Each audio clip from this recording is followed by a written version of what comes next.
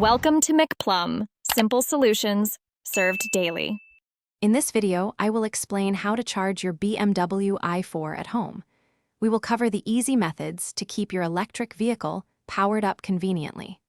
First, let's explore the different charging levels available for residential use. Understanding these options is key to selecting the best setup for your daily driving habits and ensuring your i4 is always ready for the road.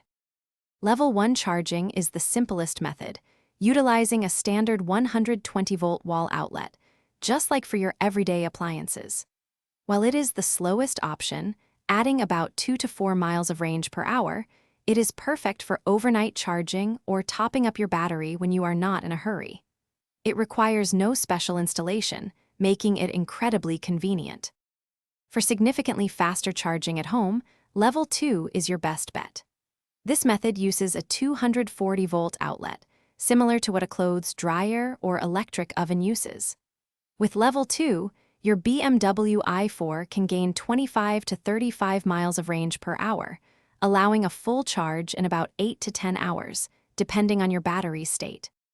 To truly optimize your home charging experience, consider installing a dedicated Level 2 charging station.